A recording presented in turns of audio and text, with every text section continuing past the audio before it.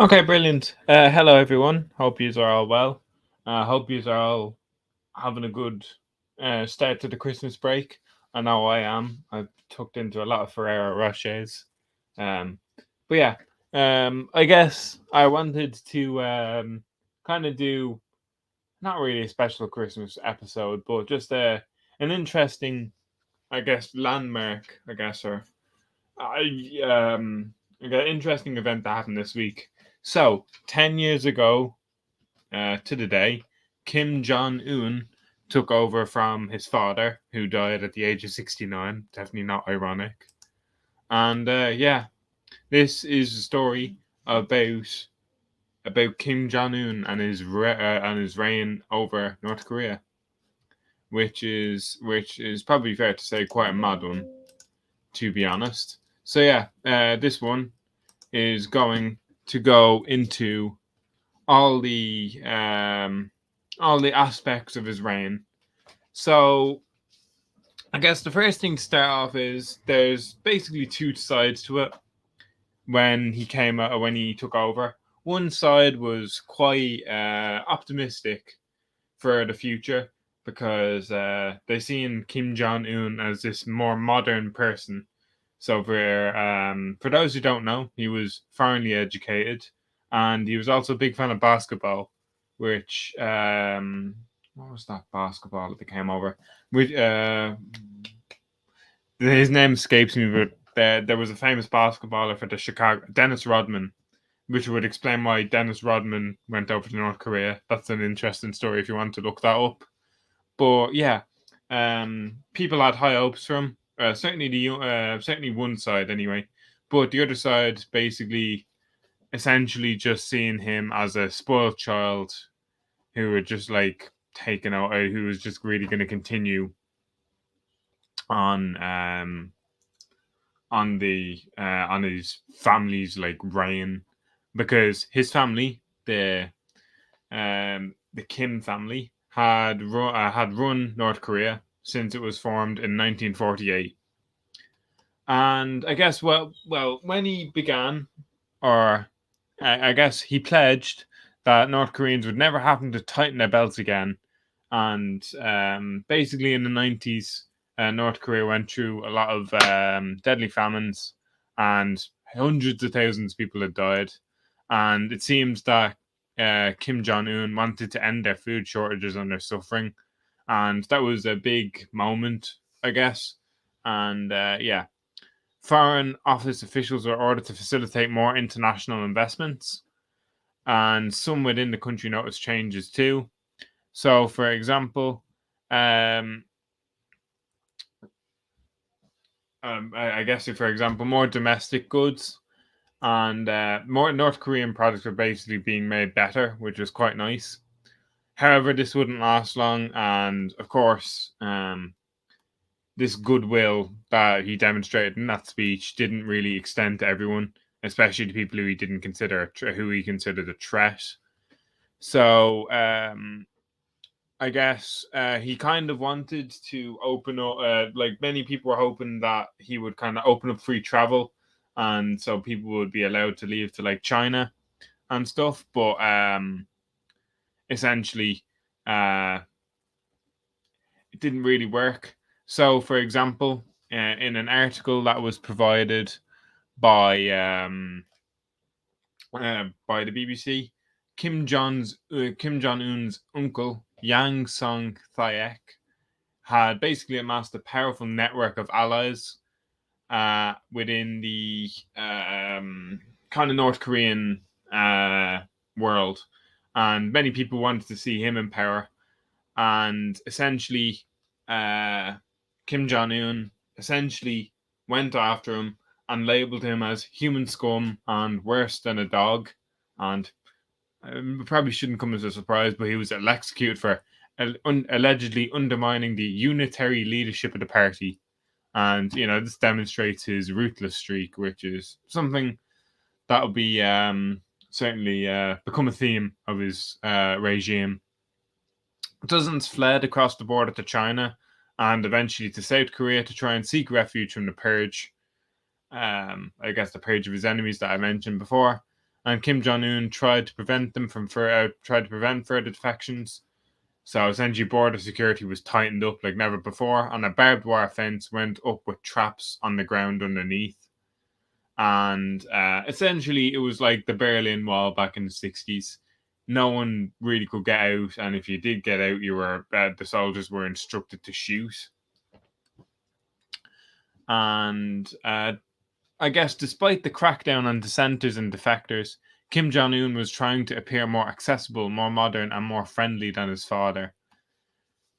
And he married a fashionable young woman called Ri Sol-ju, and he was photographed hugging, waving, and smiling at various villages, at visits to various towns and villages, and he was doing very open stuff like riding roller coasters, skiing, and galloping on horseback.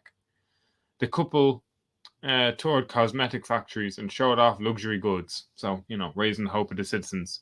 But for ordinary North Koreans, trying to be more modern was forbidden. Yoon Mi-so, a person who was referenced in an article by the BBC, wants to follow trends as she had seen on smuggled South Korean DVDs, and she wanted to wear stuff such as earrings, jeans, God forbid, and a necklace even. And I guess this really didn't go down in North Korea that well, because under Kim Jong Un's regime, at least 7 people have been executed in the past decade for watching or distributing K-pop videos from South Korea, according to a recent human rights report. And he has basically described these foreign influences such as K-pop and jeans and necklaces and earrings as vicious cancer. So you can kind of see where this is going. And he's not big on the idea of foreign intervention into North Korea. And I guess what we'll move on to next is what would be considered, I guess, Kim Jong Un's pride and joy: ballistic missiles and nuclear warheads. So I guess, despite the amount of, I guess, ballistic missile tests and stuff, people weren't very happy. Were certainly the defectors who talked to BBC anyway. So there were still many people felt upset that Kim Jong Un was spending the money that the people had earned for the state in order to spend it on ballistic missiles. And essentially, this essentially led to a massive conflict between the US and North Korea, where Donald Trump, I'm not sure if you remember, promised to deliver fire and fury to Kim Jong Un, which is great.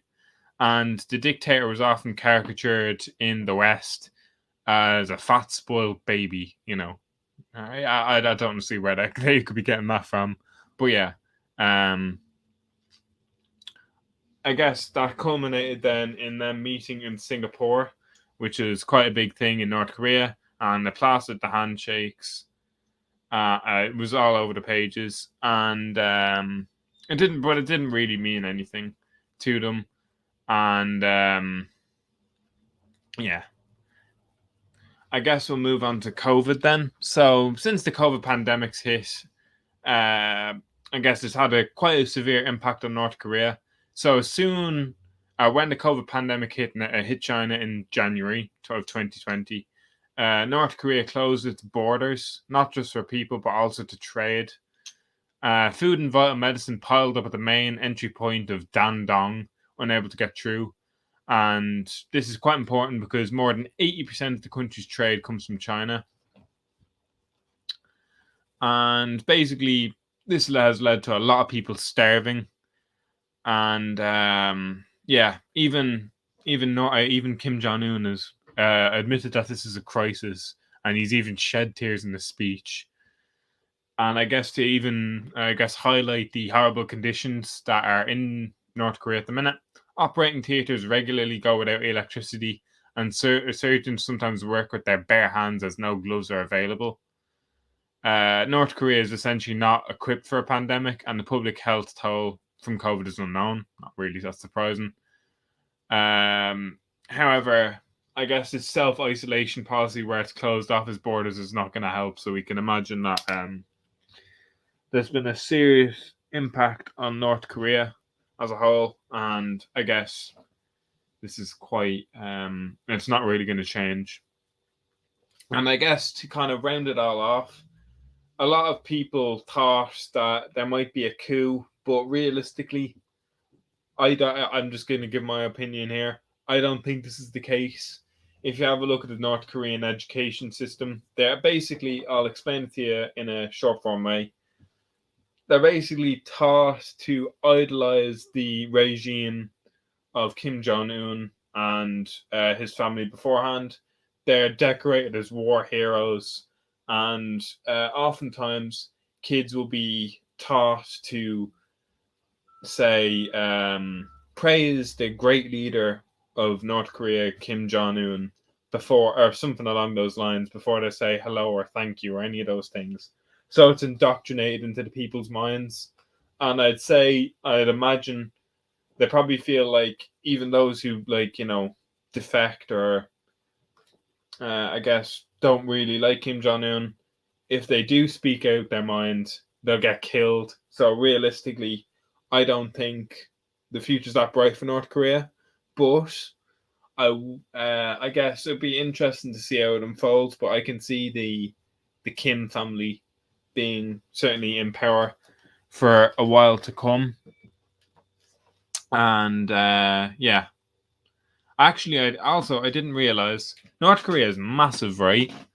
It's got 25 million people in it.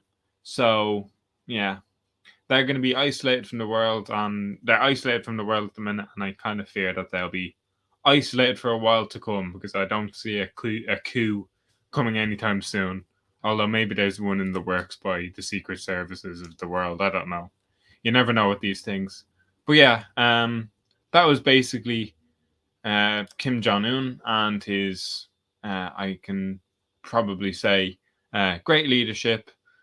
And I'm being sarcastic, obviously, but yeah, that's Kim Jong Un's reign over North Korea, and the great occasion to celebrate his 10 years in rule. But hopefully, maybe a military coup will come sometime. But I guess we'll all be appeal to the news when that happens, and it'll be interesting to see how it all unfolds. So yeah, that's this week's episode, everyone. Let me think. Next Friday is Christmas Eve. I might be sad enough to post an episode up because might not have much else to do. But if that happens, if you see an episode next week, you'll know why that is. Hopefully, I'll have a good Christmas either way, even if there isn't an episode next week. Hopefully I do. And yeah, if I don't see you next week, I'll see you the week afterwards. So yeah, and also stay tuned to Mars FM for a lot of great shows this week. There's the Shine Ante Oscrailga, which is a very good episode, even though I can't. I try my best, but I can't understand it half the time.